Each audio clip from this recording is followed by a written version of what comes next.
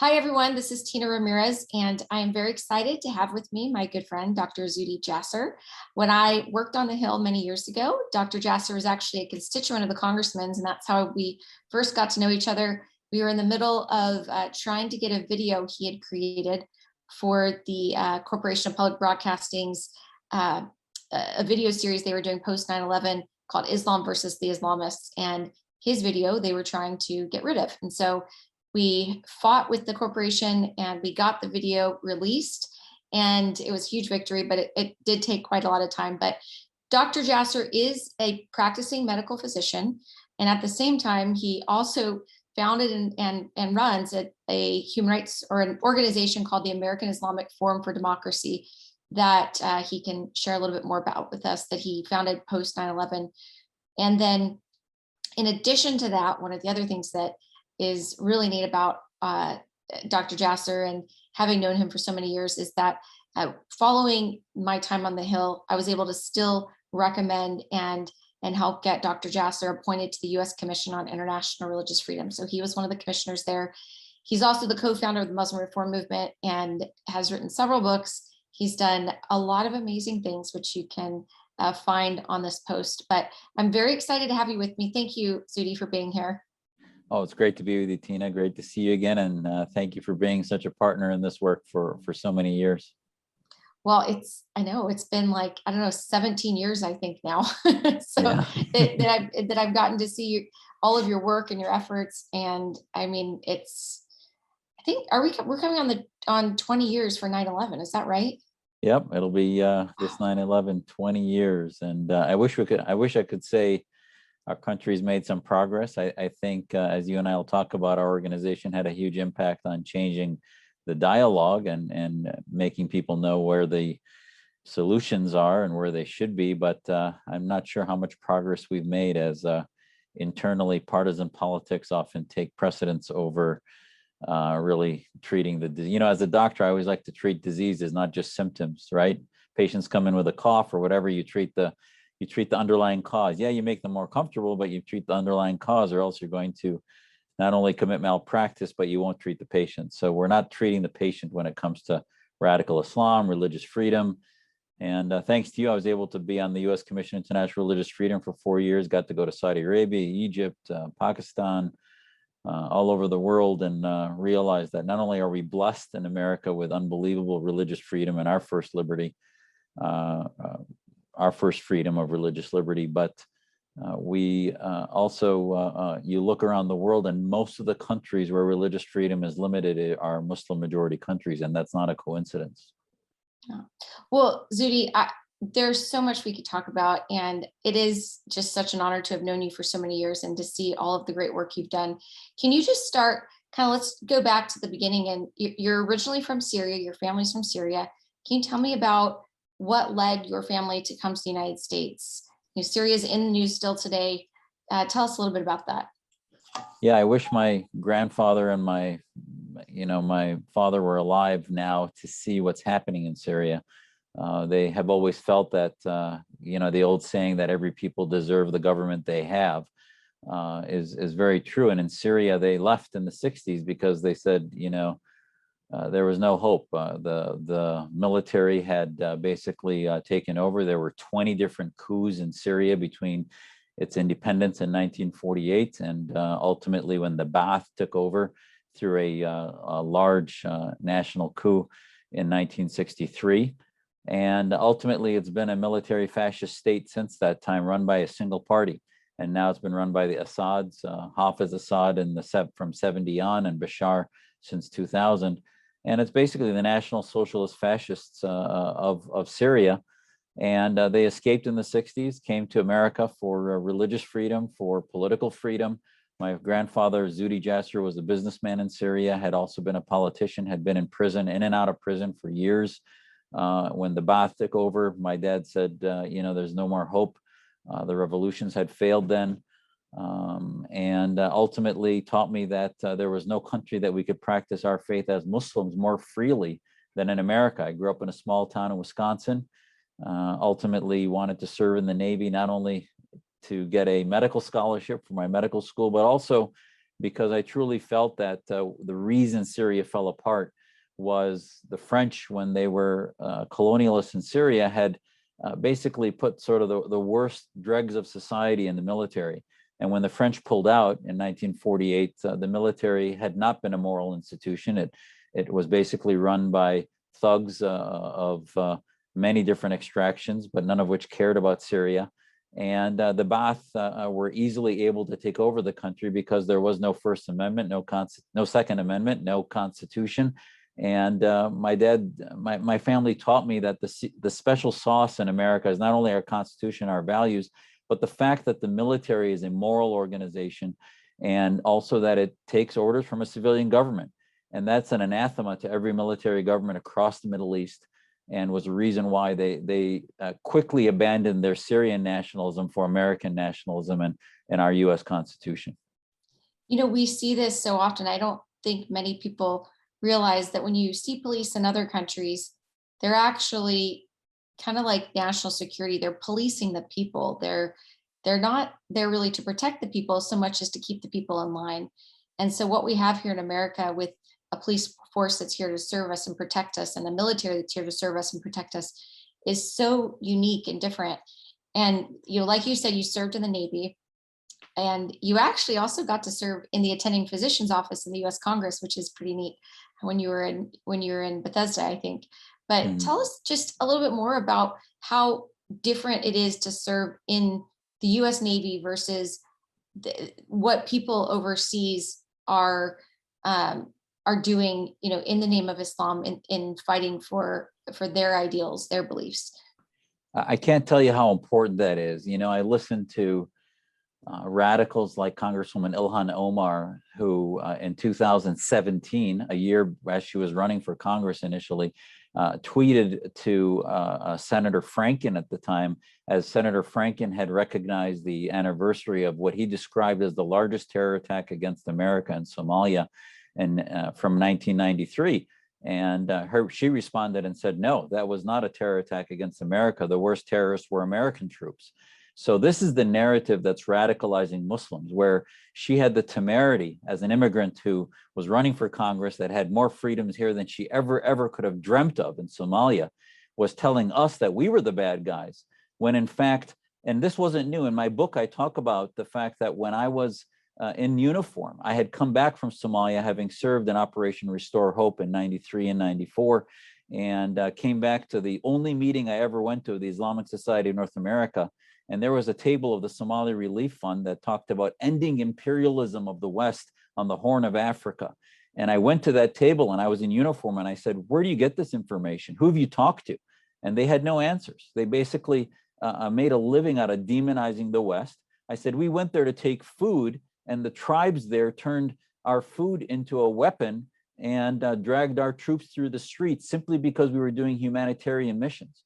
And unfortunately, the message that America, and I can tell you from 11 years in service, I never saw, yes, we've had a few criminals serve in our military that did things like Abu Ghraib and other things that are crimes.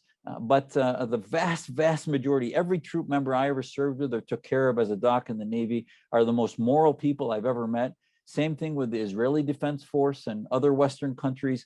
I have to tell you that the demonization of American military is part of the mantra of what the Islamists and those who want to defeat us at the UN and elsewhere push in order to advance conspiracy theories and otherwise. And it's interesting. My grandfather, as I told you, was in and out of prison. So in the Middle East, in Syria, Saudi Arabia, and elsewhere, the good guys are in prison. The bad guys, the thugs, are in uniform, police and military. While in America, we learned quickly that it's the opposite. The bad guys are the ones in prison, and the good guys are trying to keep our country free so that we have the freedom to go speak out and protest our government and other things that are really part of human rights. And the saddest thing, as a doctor to Congress, I remember getting to know Tom Lantos. I was talking to Mark Levin about this the other day. And that what happened to that part of the Democrat Party? Tom Lantos was a guy who cared about human rights around the world. He was a refugee that was a Holocaust survivor, came to the US, and they formed the Lantos Commission of Human Rights on his name because his legacy was about spreading American freedom across the world. That was sort of the bipartisan area of agreement that used to exist, and now you're hearing defund the police and all this other anti-American stuff that is radicalizing our country on the heels of narratives that are evil from abroad. That's part of this sort of red-green axis of the vast radical progressive socialists across the world, along with the Islamists. And it's not the military I know, it's not the police I know, and most Americans, I think, are those who realize that our government and our forces are good folks. Yes, they should be restrained by a civil government that watches what they do and keeps checks and balances. But for the most part, we, as de Tocqueville teaches, we are a moral society that survives as a great democracy because of our religiosity, because of our values and our ethics. Well, and Zudhi, when you served in the Navy, you served with people who are Jewish, who are Muslim, who are Christian, who are, many other faiths and possibly no faith. And yet you all served together. And I mean, what was your experience? Compared to these countries that are actually not free. Yeah, I have to, the greatest example of what you're asking me, the metaphor was when I reported to the USS El Paso as their new dock. I flew out, they were on their way to Somalia, and I replaced the previous dock.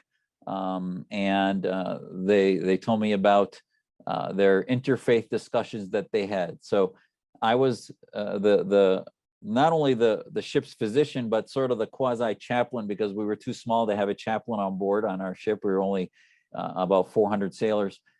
The supply officer was Mormon. Our XO was Protestant. My CO was Catholic.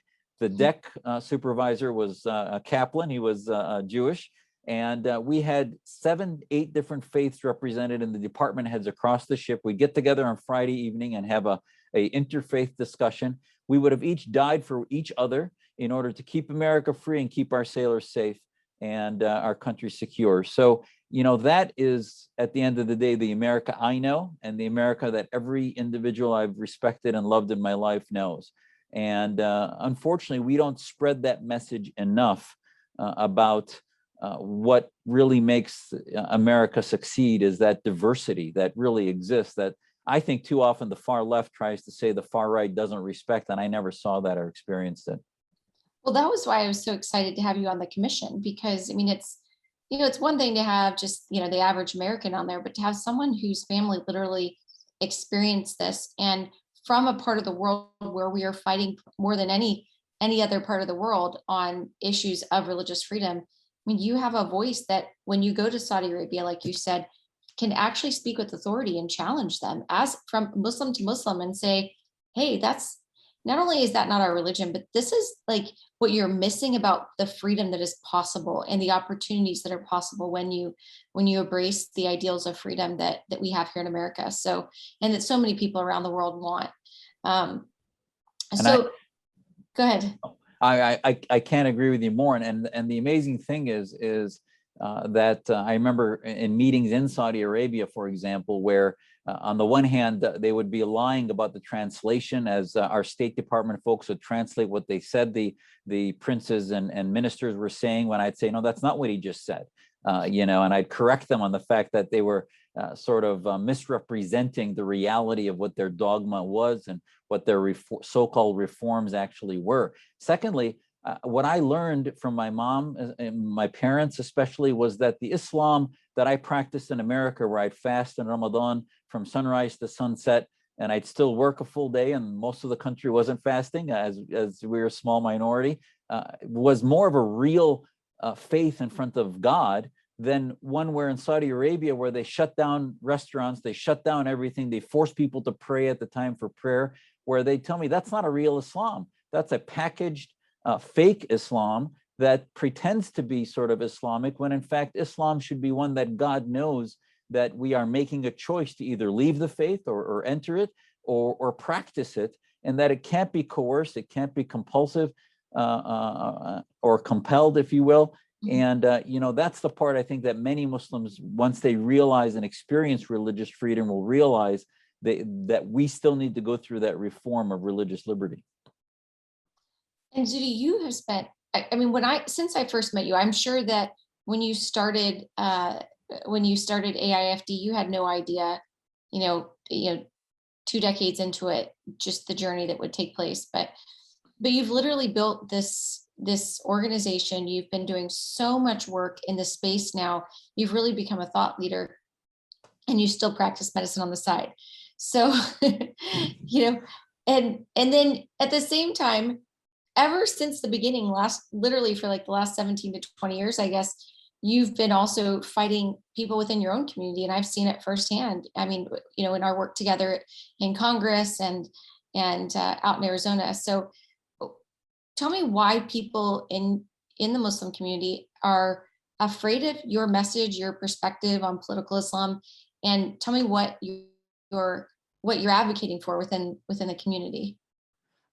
Yeah, absolutely. And let's make it clear, who's afraid of our message? I don't think the vast majority of Muslims are afraid of it. Actually, they find it refreshing and are very thankful. They pat me on the back and we say, hey, stand with us. And they run to the back again and run away, because they realize the people that are afraid of it are the establishment, the clerics, the leaders, the people with money who are making money in Islam, making money from Islam as running mosques and other places, that they're afraid that if they're exposed as being, charlatans when it comes to Islam, when they're exposed as misinterpreting scripture, exposed as being bigots and anti-American conspiracy theorists and otherwise, that the gig will be up.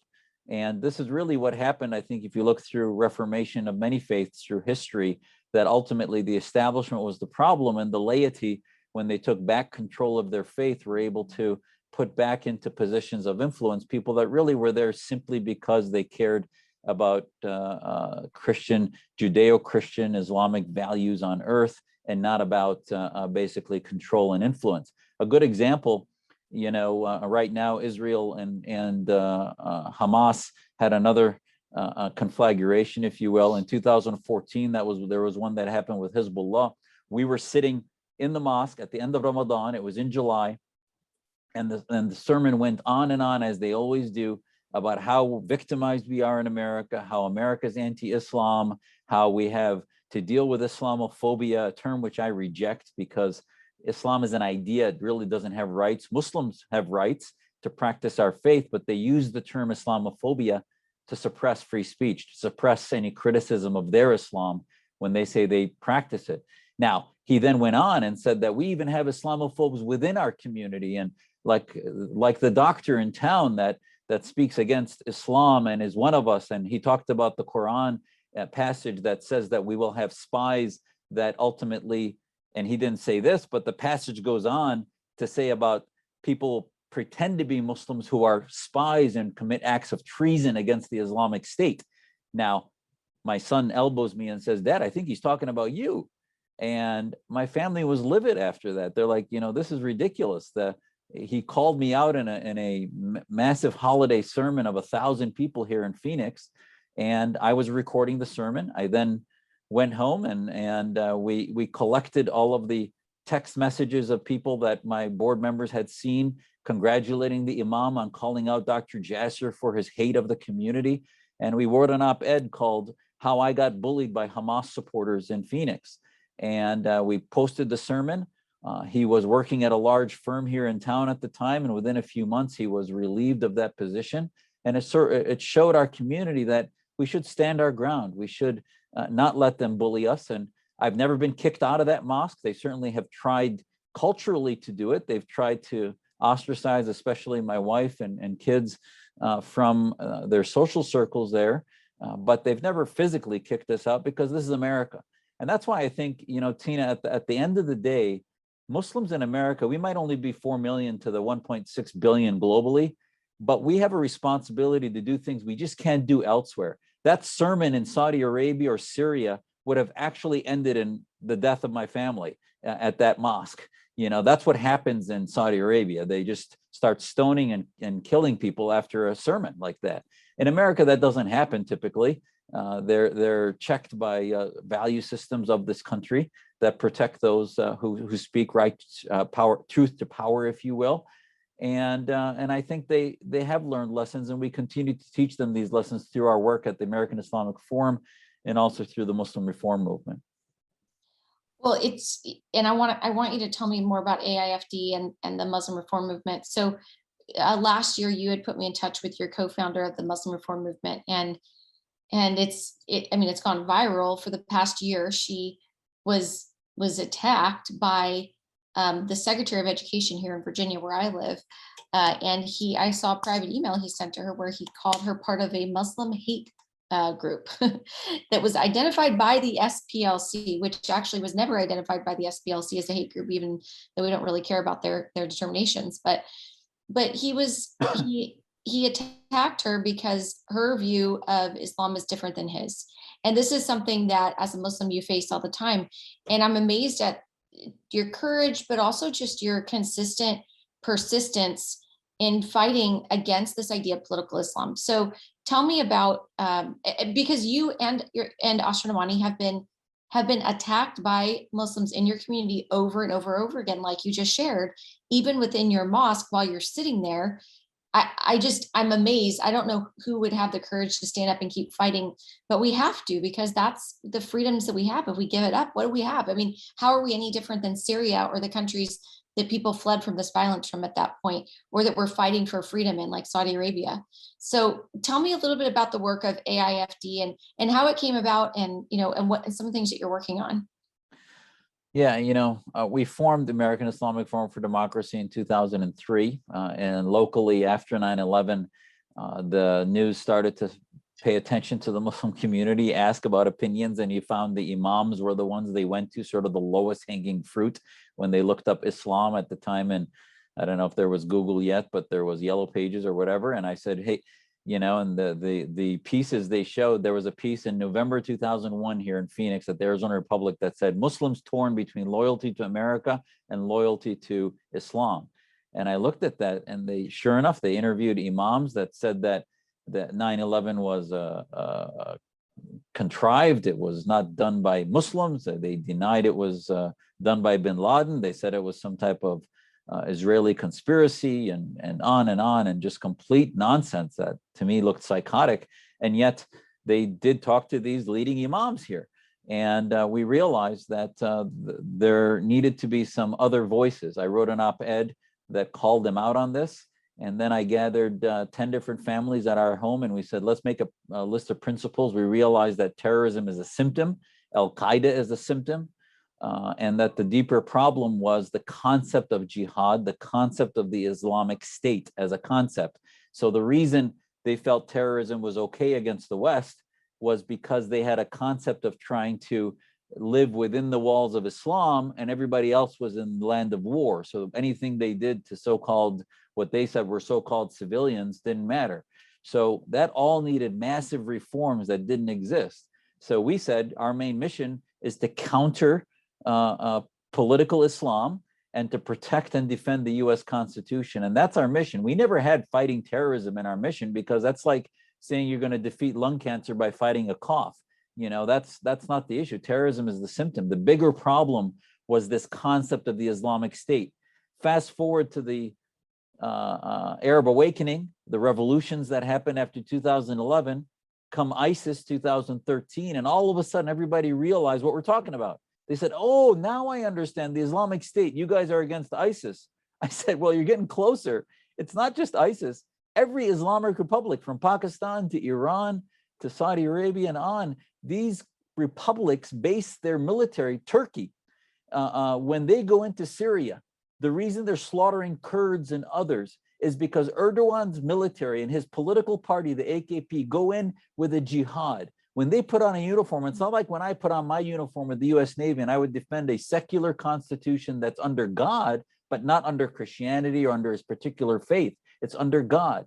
That concept is anathema to Islam. It needs to be reformed. And that's what our Muslim Reform Movement and our principles and our American Islamic Forum for Democracy listed as principles, that we defend secular states. We believe the best way to get closer to God is not to have the institution's establishment of religion, which is our First Amendment, is to prevent the establishment of religion through government, but through personal freedoms and protecting personal freedoms. And the Islamic State, just like America was founded against defeating a theocracy, political Islam has to be defeated because it's a theocracy. And our enemies will say that that's Islam. Erdogan in Turkey says there is no moderate Islam. There's one Islam. So when our enemies from Phoenix to Washington attack our Muslim reform movement leaders like Ezra and others, they say we're apostates. We're not Muslims. We're haters. We're bigots. And that's what they said of Ezra when she was an activist working for things actually against critical race theory, against racism and some of the radicalism of some of the Black Lives Matter movement and others. You know, that's what she was talking about. And yet this Islamist Secretary of Education calls her out because he says she's part of a hate group, and it fell quickly. But meantime, he had slandered her and libeled her across emails and other government institutions in a way that was completely false. And groups like the SPLC don't do their homework. They take it for granted that these Muslims aren't part of the Islamist global network, but rather they are Muslims who are vulnerable, and these are just people that are their enemies. So they don't even check it to see what the reality is within our community. And we have to win these battles here because it will translate to our foreign policy, to the ways we approach countries and others diplomatically. That if you look, it's the concept of Islamophobia originated from the Organization of Islamic Cooperation that wanted to control Western dialogue against Islamic reformists. If you look in the prisons of Saudi Arabia and elsewhere, people like Raif Badawi are in the prisons because they spoke out against the governments and wanted free thinking. Well, and what's interesting to me is when you look at what you were calling for in the Muslim reform movement, the fact that any Muslim is against that, like our Secretary of Education here, and calling the hate group, is insane. I mean, any American would look at what you're doing and say, well, that's great. Shouldn't we all be for that? So, I mean, you literally got a pledge and you were sending it to congregations across the United States saying, sign this pledge, we renounce terrorism. We as Muslims believe in individual freedoms and rights, basic liberties that we have here in America. Tell us more about that. And because it's just amazing to me that this is what is causing the uproar and attacks, by people like Adif Karni on Nasra and yourself. And that's so important. And you're exactly right, is that I wish I had a copy of it, but it's the Muslim Reform Movement Declaration, 2 pages with 15 principles on it that basically say that we believe in the equality of men and women. We believe that there is no speech that is prohibited, that you can criticize Islam, you can criticize any idea. Ideas don't have rights, human beings have rights. We talk about the preeminence of the equality of every citizen under the law, and that the Quran might be a source, but it's not the source of law. And also we talk about the importance of the nation state of unity for all under our Constitution, and not just for one particular faith or another. And thus we condemn the concept of the Islamic State, and that we talk about the need for reform, and especially for protection of women's rights and equality. And there were 15 of us that signed it, most of whom actually, for those out there that think this is just conservatives, actually, if you look at the signers of our declaration, the majority of them are left of center, whether it be gay rights activists, feminists, and others. So to say somehow that Muslim reform movements are a far-right movement against Islam is just absurd. It's propaganda, it's agitprop, as they would say. And the reality is that we're simply trying to get the ideas of the Universal Declaration of Human Rights, the UDHR principles, into Islamic practice. And we're realists. We realize that anyone who says, and there's a lot of apologists out there that say, well, Islam is reformed and free speech is part of Islam, and the Islamic State doesn't have to be in reality, it's simply a concept. That's not true. Abdurrahman Wahid, the former president of Indonesia, opens his book called The Illusion of the Islamic State, and in the opening it says, you can have a state of Islam in your heart, but we no longer need any Islamic states.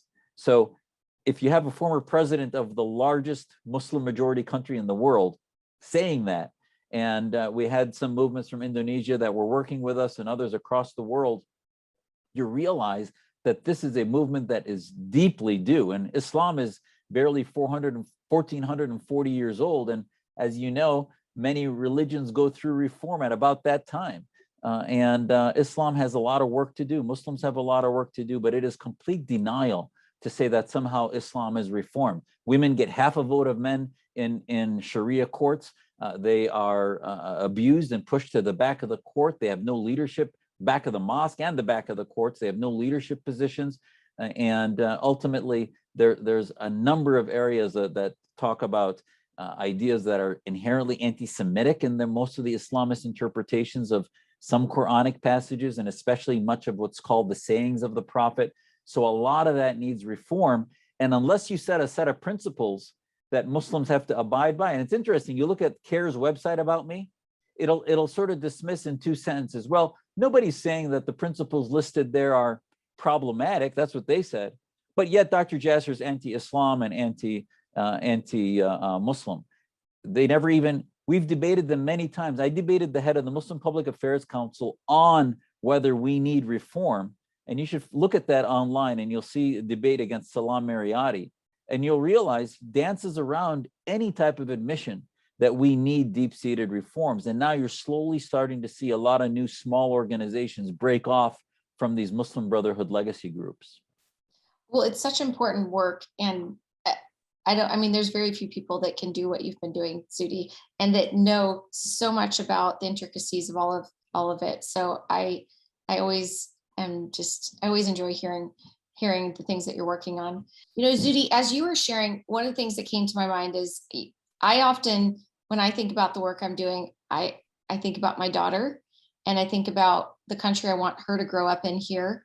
And, you know, you and I have seen firsthand around the world how bad it can be and what happens when our freedoms are lost. And I've known you for a long time, and I've seen, you know, your children are growing now, and I just wonder, this is, you know, very different than the questions we were thinking through just, you know, professionally, but personally, I'm sure that looking at your children, having your son next to you in the mosque that day when they were attacking you, it must be part of what motivates you every day to say, if I don't stop this political Islam within a free country, within America, and then fight it around the rest of the world, what hope is there for my children to grow up and to be able to celebrate their faith here? I mean, what part of what motivates you is you want Muslims to be free too, even here. And that includes your children. And I just, that should be something that we all want. And I just don't understand. It's so hard for me to see these people that constantly attack you. And we've seen it time and time again for the last 2 decades that I've known you. So I don't know if you want to share just how I'm sure that touches something in you too, in this work. Oh yeah, I can't tell you how, you know, first of all, you know, your crosshairs are over the right target when they're really getting angry at the work that you do. And yet, because I'm so deep into the community here, I run a major medical ethics program consultation for large hospitals here in Arizona. We've contributed to the community in many ways. So they've been unable to, you know, it's like any politician, right? You have to walk the walk that you talk. And ultimately, that's if there were things they could have done to destroy me, they would have done so already. But at the end of my book, Tina, is a letter to my kids. It's a letter to my children I wrote when the book came out in 2012, and it still is as meaningful as it ever was. And I told them it's about legacy, and that, you know, my dream for reforming Islam actually is not because I care that much about Islam. I mean, that might sound bizarre, but no, to me, Islam is what I believe is God's religion for me, but that's between me and God. You know, Elijah Izbegovich said he was never closer to God than when he was in solitary confinement for 15 years under Tito in Yugoslavia. So, you know, to me, I don't need, you know, government to practice my faith. What I do need government for is for my human rights, for protecting my individual freedoms. So the legacy of my work for Islamic reform is I fear that if Islam doesn't reform, it will become and continue to be one of the biggest threats to the West. And it is up to Muslims to fix that. So it's not just about my personal faith or my kids' faith. And I do think that in my letter to them, I told them, I said, if Islam in its human form doesn't correct itself and you guys don't feel that you have a synergy in what it means to be Muslim with what it means to be American. You know, we have in our Liberty Project for Youth a saying that we are Americans that happen to be Muslim, not Muslims who demand to be American. The Islamist groups today are all about brainwashing their kids into demanding to be American and getting their rights, and that because they're Muslim, they deserve this, this, and that. That's not what being Muslim's about and being Americans about. You know, it's like Kennedy said, right? You ask not what your country can do for you, but what you can do for your country. And that's what the Islam I learned, is that we need to give back to America, and we need to protect this country from threats, especially ones that are coming from our own faith. And they're not doing that. They don't care about defeating jihad. They're living here. You know, my grandfather used to say, Americans unfortunately look at their democracy like oxygen. They don't realize how important it is. And I do think that's supposed to be the legacy, is that every citizen, whether you join the military, the police force, or civil society organizations, NGOs, whatever you do to give back, you need to leave an imprint so that we try to leave this earth better than it was when we got here. And I think that's what I hope my kids do. And the best way we can do that is something nobody else can do other than Muslims that are knowledgeable about their faith, which is to defeat the theocrats and take them away from controlling the mantles of our faith. Well, and you are referring to a battle for the soul of Islam, and American Muslim patriots fight to save his faith.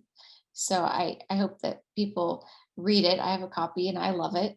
And then you also just started a podcast called Reform This on the Blazed Radio Network. Can you tell me a little bit about that? That's very exciting.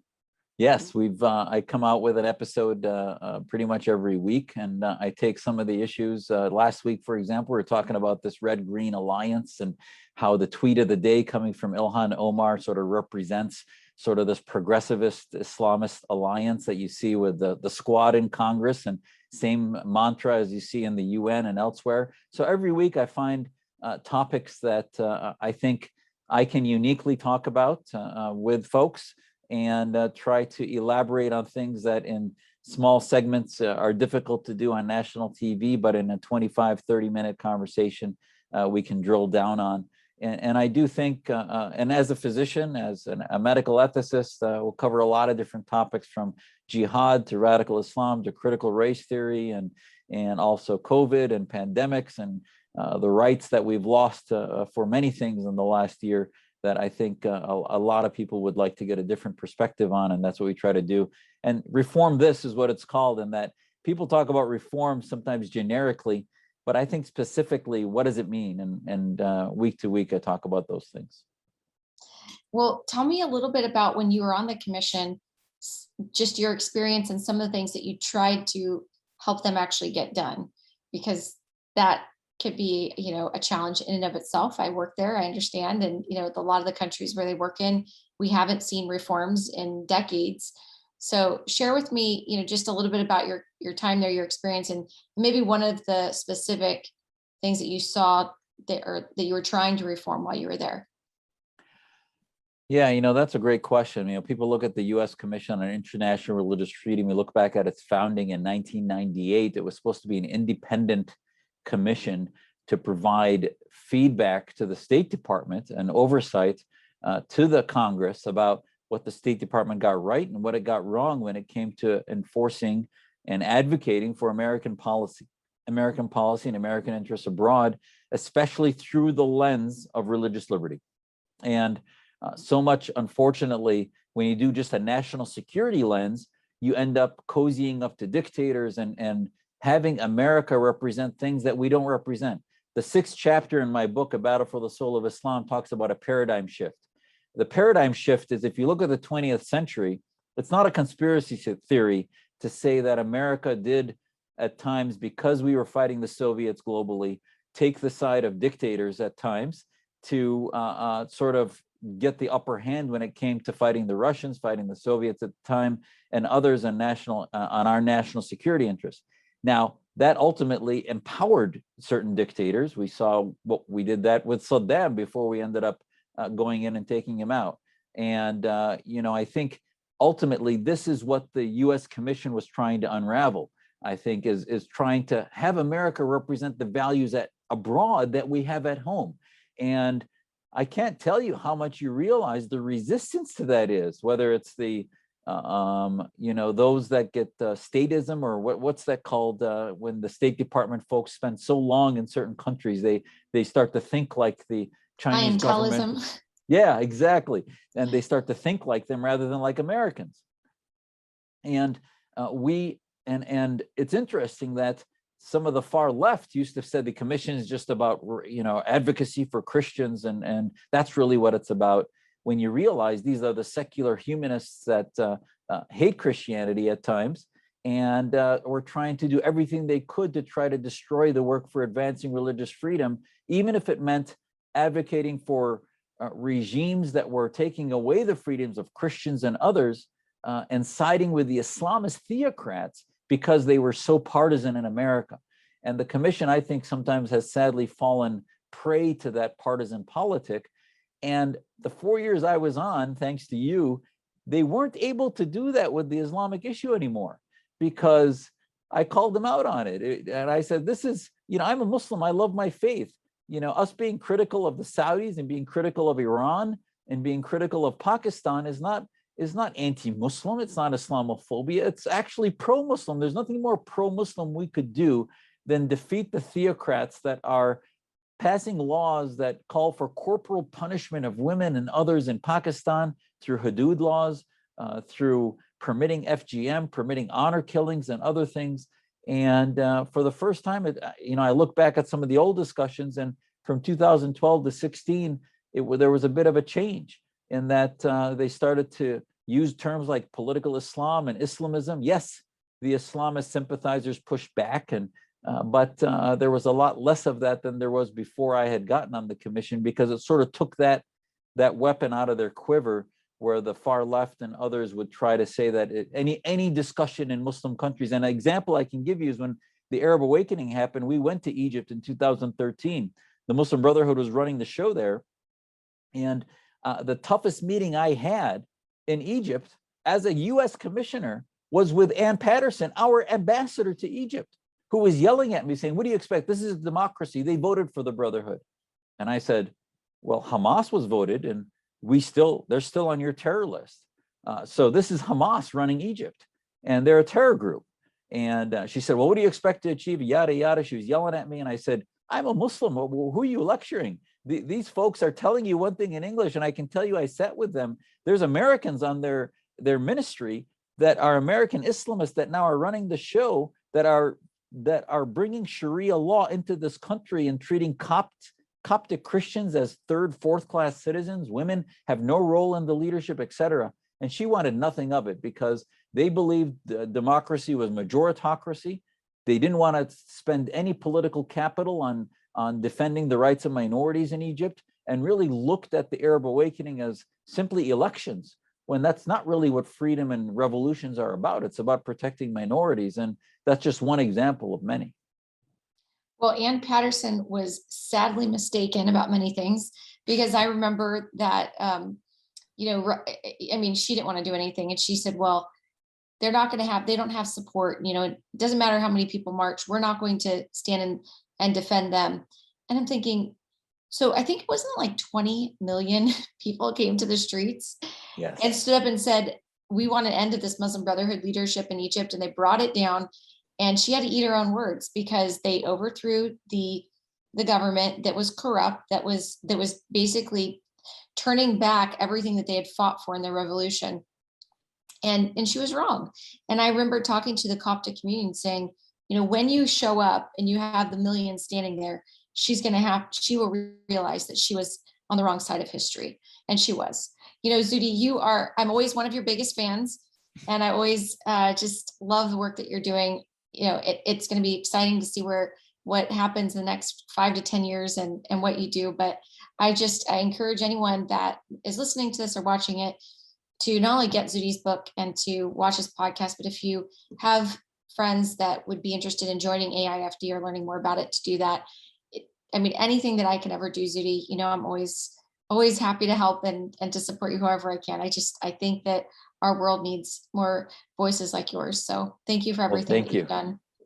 Thank you for all that you do. And I can't tell you enough how important our relationship and partnership has been over the years. And we're always praying for you and your organization and work. So thank you. Thank you, Zudhi. Yes, and the same here for you and your family.